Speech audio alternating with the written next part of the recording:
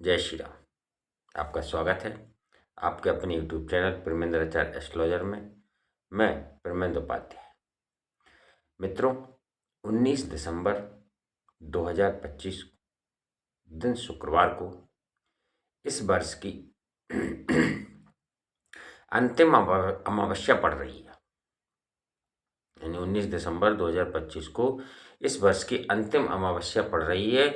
और अमावस्या इस दिन जो है उसे पंचांग के अनुसार अगर देखा जाए तो पंचांग के अनुसार ये जो अमावस्या है इसे पितृ अमावस्या के नाम से भी जाना गया है। तो पितृ अमावस्या जो है, यदि आपकी कुंडली में किसी भी प्रकार का कोई पितृदोष है, कुंडली में बताया गया है कि आपको पितृदोष है, आपको पितरों की शांति के लिए कुछ उपाय करना पड़ेगा। तो जो 19 दिसंबर है उस दिन जो अमावस्या पड़ रही है वह पितृ अमावस्या के नाम से प्रसिद्ध है। और आप इस दिन अपने पितरों को शांति करने के लिए उपाय कर सकते हैं। तो मैं आपको अपने पितरों को शांत करने के विषय में कुछ उपाय बताने जा रहा हूँ। लेकिन आपसे निवेदन है कि वीडियो पूरा देखें, किसी भी प्रकार से आप वीडियो को स्किप ना करें। जब तक आप वीडियो पूरा नहीं देखेंगे आपको पूरी जानकारी प्राप्त नहीं होगी, और यदि पूरी जानकारी प्राप्त नहीं होगी तो आपको पूर्ण लाभ प्राप्त भी नहीं हो पाएगा। तो मित्रों, उपाय बताने से पहले हर बार की तरह पुनः एक बार फिर से विनम्र निवेदन कि यदि आप पहली बार हमारे YouTube चैनल पर आए हैं तो आपका हृदय से स्वागत करते हैं। वीडियो को लाइक कीजिए, सब्सक्राइब कीजिए, ताकि अन्य लोगों के पास भी यह वीडियो पहुंच सके और वह भी इस वीडियो का लाभ उठा सकें, अपने जीवन को सफल बना सकें। यदि मेरा वीडियो अच्छा लगे तो चैनल को सब्सक्राइब अवश्य कर दीजिएगा और कमेंट बॉक्स में मेरे आराध्य प्रभु श्री राम जी का नाम अवश्य लिखें, क्योंकि राम जी के नाम से हनुमान जी महाराज बहुत अधिक प्रसन्न होते हैं। और जब हनुमान जी महाराज प्रसन्न हो जाते हैं तो दुनिया का कोई भी कार्य आपके लिए असंभव नहीं रह जाता। तो आपको करना क्या है कि जो व्यक्ति वास्तविकता में पितृदोष से पीड़ित हैं या उनकी कुंडली में बताया गया है कि उनके ऊपर पितृदोष लगा हुआ है, तो निश्चित रूप से आप इस उपाय को अवश्य कीजिए, क्योंकि यह उपाय बड़ा ही शक्तिशाली उपाय है। तो इस उपाय को आपको कब करना है, ध्यान से सुने। अमावस्या के दिन यानी 19 तारीख को आपको अमावस्या के दिन सुबह के समय स्नान करने के बाद एक लोटा लेना है। लोटा आपको स्टील का लोटा लेना है, तांबे का, पीतल का या अन्य किसी धातु का लोटा आपको नहीं लेना है। केवल स्टील का लोटा लेना है। स्टील के लोटा में जल भर लीजिए, उसमें थोड़ा सा, उसी जल में थोड़ा सा दूध डाल लीजिए और एक चुटकी काले तिल उसी जल में डाल दीजिए। ठीक है। ये लोटा लेकर आपको जाना है किसी पीपल के वृक्ष के नीचे, यानी पीपल के वृक्ष पर जाकर आपको यह एक लोटा जल जिसमें दूध डला है और तिल डले हुए हैं, इसे आपको पीपल के वृक्ष पर अर्पित करना है। पीपल के पेड़ पे आपको ये एक लोटा जल चढ़ाना है। ठीक है। इसके बाद जब जल चढ़ा लें, इसके बाद आपको पीपल की 7 परिक्रमा करनी है। ऐसा कोई पीपल देखना जिसकी आप आसानी से परिक्रमा कर सकें। इसके 7 परिक्रमा करनी है। परिक्रमा करते समय आपको मैं एक मंत्र बता रहा हूँ, उस मंत्र का जाप निरंतर करते रहें। मंत्र है ओम नमो भगवते वासुदेवाय। ओम नमो भगवते वासुदेवाय। इस मंत्र का आप जाप करते रहें और पीपल की कम से कम 7 परिक्रमा अवश्य लगाएं। अधिक से अधिक आपके पास समय हो 11 लगा लीजिए, 21 लगा लीजिए, 31 लगा लीजिए, जितनी आपका सामर्थ्य हो उतनी परिक्रमा आप पीपल के वृक्ष की लगा सकते हैं। तो इस तरीके से और इस मंत्र का जाप अवश्य करते रहें परिक्रमा लगाते समय। ओम नमो भगवते वासुदेवाय। इस मंत्र का जाप निरंतर परिक्रमा लगाते हुए आप करते रहें। इसके बाद शाम के समय आपको उसी वृक्ष के यानी उसी पीपल के वृक्ष के नीचे एक सरसों के तेल का दीपक, लंबी बाती का सरसों के तेल का दीपक लेकर उस पीपल के वृक्ष के नीचे आपको जला देना है।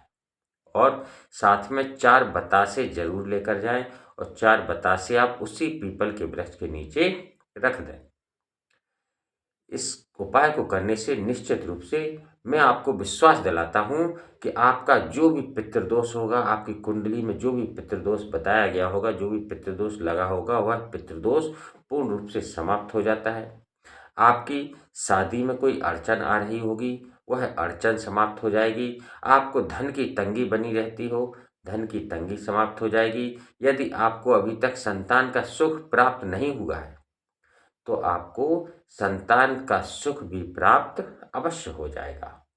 क्योंकि मैं ऐसा इसलिए कह रहा हूँ, क्योंकि जब हमारे पितर जो होते हैं वह हमसे नाराज़ हो जाते हैं, और जब पितर नाराज़ हो जाते हैं तो हमारे ऊपर हर तरीके से समस्याएं, हर तरीके से मुसीबतें आना प्रारंभ हो जाती हैं। यानी पितरों के नाराज़ होने से क्या होता है कि प्रत्येक कार्य जो भी हम करने जाते हैं उसमें कोई ना कोई बाधा उत्पन्न हो जाती है। शादी विवाह में विलंब होता है और पुत्र या संतान की प्राप्ति नहीं होती है जब हमारे पितर नाराज हो जाते हैं। तो जब आप इस उपाय को करेंगे तो निश्चित रूप से आपके जो पितर होंगे, आपके जो पितृगण होंगे, वह आपके इस उपाय से प्रसन्न होंगे। क्योंकि पितरों को कुछ चीज़ की आवश्यकता नहीं होती, वो केवल भोजन और जल चाहते हैं आपसे। तो आपने उसका निवारण कर दिया तो निश्चित रूप से पितर आपसे प्रसन्न होंगे, और जब पितर प्रसन्न हो जाएंगे तो आपके ऊपर उनकी कृपा निश्चित रूप से बरसना प्रारंभ हो जाएगी। आपका 2025 वर्ष कैसा भी गुजरा हो, आपका जो आने वाला समय होगा 2026, निश्चित रूप से उस 2026 में आपकी हर समस्या का अंत हो जाएगा। आपको संतान की प्राप्ति हो जाएगी, आपकी हर समस्या का निदान हो जाएगा। संतान की प्राप्ति निश्चित रूप से 2026 में हो जाएगी। इसके बाद एक आपको ये उपाय करना है। इसके बाद यदि आप वास्तविकता में धन की तंगी से गुजर रहे हैं, आपको बहुत अधिक परेशानी है, आपके पास धन की बहुत अधिक कमी है, तो आप एक और उपाय कर सकते हैं। आपको क्या करना है कि 19 दिसंबर को ही दिन के समय एक पीपल का पत्ता अपने घर लेकर आना है। पीपल का पत्ता पीपल से तोड़कर नहीं लाना है, नीचे पड़ा हुआ ज़मीन में मिल जाए आपको, वह पत्ता आप उठाकर लाइए, उसे धुल लीजिए, गंगा जल से साफ कर लीजिए, गंगा जल उसके ऊपर थोड़ा-सा डाल दीजिए, शुद्ध हो जाएगा। तो उस पत्ते को आप 19 दिसंबर को अपने घर पर लेकर आएँ। इसके बाद सूर्यास्त के बाद, उसी दिन शाम के समय सूर्यास्त के बाद आपको एक आटा का दीपक बनाना है। आटे का दीपक बनाइए, उसमें सरसों का तेल भरिए, लंबी बाती उसमें डालना है। लंबी बाती का दीपक, आटे का लंबी बाती का दीपक आप बना लीजिए और उसमें सरसों का तेल डालना है। घर से डाल के मत ले जाइए, किसी शीशी में लेकर जाइए, दीपक बाती लेकर जाइए, माचिस लेकर जाइए और साथ में अपने एक सफ़ेद मिठाई का पीस अवश्य लेकर जाएँ। ठीक है? तो सफ़ेद मिठाई का पीस, पीपल का पत्ता, आटे का दीपक और एक लंबी बाती और सरसों का तेल, ये चीज़ें आपको सूर्यास्त के बाद अपने साथ लेकर जाएं और किसी सुनसान स्थान पर, बिल्कुल सुनसान स्थान हो, जो भी सुनसान स्थान दिखे आपको, उस सुनसान स्थान पर जाकर आपको यह दीपक वहाँ पर जलाना है। दीपक जलाने के बाद जो पीपल का पत्ता है उसे उसी दीपक के पास आप रख दीजिए।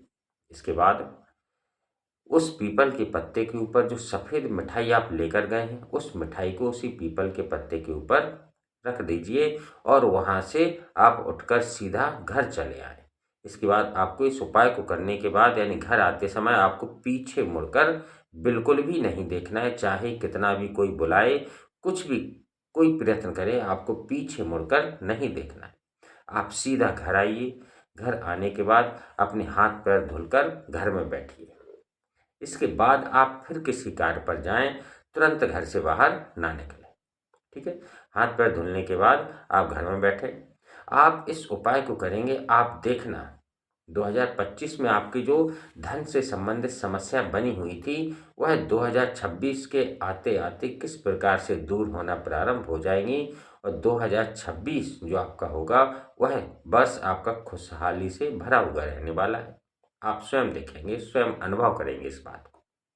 तो इस प्रकार से मित्रों, मैंने आपको ये छोटे-छोटे से उपाय बताए, आप इन्हें 19 दिसंबर यानी अमावस्या के दिन अवश्य करें। निश्चित रूप से 2025 आपका वर्ष किस प्रकार से छोटी-मोटी आपकी परेशानियाँ होंगी, कामनाएँ होंगी जो पूरी ना हुई होंगी, लेकिन 2026 में वह सारी इच्छाएँ, सारी मनोकामनाएँ आपकी जो भी होंगी, वह पूर्ण होंगी। आपको किसी के आगे हाथ फैलाने की आवश्यकता नहीं होगी। आप इतने स्वयं में सक्षम हो जाएँगे कि आप स्वयं दूसरों की मदद करने के लिए तैयार रहेंगे। 2026 आपके लिए ऐसा आने वाला होगा, यदि आप इन उपायों को करेंगे तो। निश्चित रूप से आपको यदि संतान से संबंधित सुख प्राप्त नहीं हुआ है, तो इस प्रकार के उपाय करने से आपको निश्चित रूप से संतान सुख की भी प्राप्ति अवश्य होगी। तो आप इन उपायों को कीजिए और मैं ईश्वर से प्रार्थना करूंगा कि आप जिन उपायों को करें, उनमें आपको सफलता प्राप्त होगी। इसी के साथ मित्रों, जय श्री राम, जय बजरंगबली।